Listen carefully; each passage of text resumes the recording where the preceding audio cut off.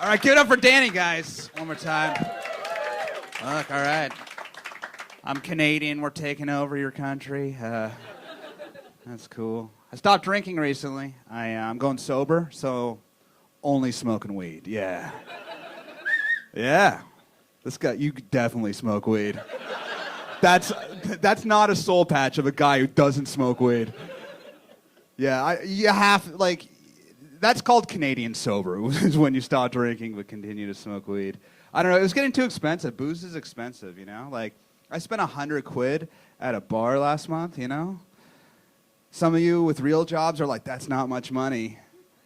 But as a comedian, that was my entire monthly income, so it's like, fuck, I can't keep doing this, right? I texted my buddy I was out with the next day, and I was like, man, I blew 100 at the bar last night. How did that happen?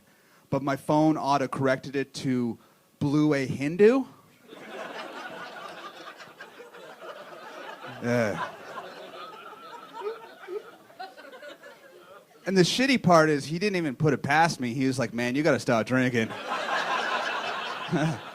He's like, yeah, I could totally see Nick getting so drunk he blows a guy from New Delhi, for sure. You guys are drunk. Yeah, I don't know. It's weird that people say drugs are bad, but they don't call alcohol a drug, right? Like, it's okay to drink, but all other drugs are bad. I'd say that alcohol is like the worst drug there is. It's the only drug with calories. Yeah, have you seen a cokehead? They look fantastic, you gotta admit. They're nice and slim, and they got those defined cheekbones you can only get from drug abuse. See the size of my head? This is from 10 years of fucking abusing alcohol.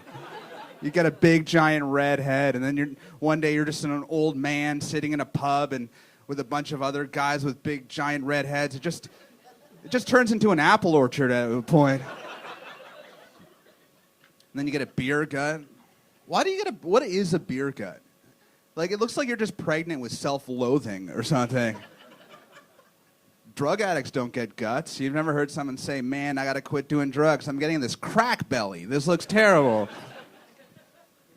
There's a lot to be afraid of in this world, you know? Like, I read that 80% of lightning victims are men. That's true. The reason that happens is that when lightning occurs, women stay inside where it's safe. And men feel that their masculinity is being challenged by nature, right? You know that feeling we all get, guys, right? Like you're at when lightning happens and you want to go fight the sky. You know what I mean? You're just at home. You're trying to relax. The sky opens up. You hear the thunder, and you're like, "Fuck this, honey! Grab me my aluminum baseball bat. I'm gonna go teach God some respect right now." You guys like that true crime shit? Do you guys like watch true crime? Those murder shows, you know? A lot of them on Netflix and stuff like that. I saw one recently about this couple in Russia, like a man and a woman, and they were married, and together they ate 30 homeless people. Yeah. And that kind of gave me hope as a single guy, you know what I mean? I was like, wow, there really is someone out there for everybody, you know? That's true love right there. Like, it's hard enough to find somebody with, the same taste in music, let alone the same taste for human flesh, you know? Like, how did they find it? You know, it's hard enough to, like, say some weird thing you like in the bedroom, let alone, like tell somebody you want to eat somebody with them, you know?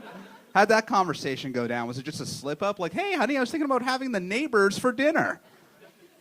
Well, that's not a bad idea. So I love British television, you guys. It's amazing. It's so much more cruel than Canadian television, right? Like Canadian television is very normal. Like here you got shows like Naked Attraction. Oh, my God. That is human suffering at its finest. I love that show. But the weird thing about watching that show is, I don't know if you guys know this, but there is way more charity adverts on TV here than any other country I've ever seen. And it's really weird when you're watching Naked Attraction because it's like there's just a big set of tits on the screen, and then it cuts to a starving Somali boy. Like, that doesn't go together, right? And And then I'm thinking, like, man, they should just send those tits to Africa. Like, feed those babies. Like, seems like the solution here. And it's, I love, know what's weird about that show? They try to, like, claim, like, they're body positive or whatever. But I've never heard someone go, you know what? I think that guy with the tiny dick has a big heart. I'm going to choose him. No one's ever just said that. I think the meanest show on TV, like the cruelest show by far, is definitely Antiques Roadshow. Oh my God. There's nothing I love more than seeing a British person's face contort when they find out that their family heirloom's worth nothing. That's the best. And they're trying to play it cool because they're on television, you know? Trying to save face, and the guy's like, this tea set's worth 50 quid. And they're like, it's nice to know the history. They're fucking fuming, right? They're waiting till the camera turns off, and they're tossing Nanny's fucking tea set in the lake. That would never happen in America, you know what I mean? Americans are so emotional, and they're not afraid to show it. Like, every episode of Antiques Roadshow in the States would just end in a mass shooting, for sure. Just a guy going around mowing down stamp collectors and model train enthusiasts, you know? He wouldn't be really mowing them down, though, because he'd be using the antique musket that was under appraised. So you get one shot off, and then he'd be there like, 3 minutes from now, and you're all fucked! Don't go too far. This thing doesn't have a lot of range. It's about as powerful as a paintball gun, but I'll find a way to kill everybody. I feel like I got silent enough that if you just cut that where I said kill everybody, you'd be like, yeah, he probably would. I live in Manchester. I'm renting this house. I just moved here recently, and I'm renting what's called a garden house. Have you ever heard of this? Garden house. It sounds really nice on paper, and then I came here, and then they were like, here's the shed you live in now. You live in a shed. We took away the garden tools, and we put a bed in there. It's a shed with a bed, and you can live there. And I'll answer the question that's on some of your minds right now. And the answer is no, I haven't fucked in the shed yet. I got to find a girl that's down for... That's a really weird place to take it. Like, I think that, like, taking a girl home to a shed is just like one step like less creepy than taking a girl home to a van, right? Like, there's a hierarchy of creepiness with dwellings. Like, houses at the top. Everyone loves living in a house, right? And then under a house, you got haunted house. You know what I mean? Creepy, but it has running water. Then you got shed. You know, that's where I am. And the reason why shed beats van is because you can't use a shed to take somebody somewhere against their will. So that's... and then caves at the bottom. Don't live in a cave. And, like, even if, like, I did find some deranged chick who wants to fuck in a shed, I have to take her through the garden to get to the shed. And, you know, people tend to have sex at night, and night's when the snails come out, right? Oh, my God. That trail to the garden house, it's a minefield of snails at night. Have you ever stepped on a snail? It's horrific. Stepping on a snail will dry a vagina out pretty fast.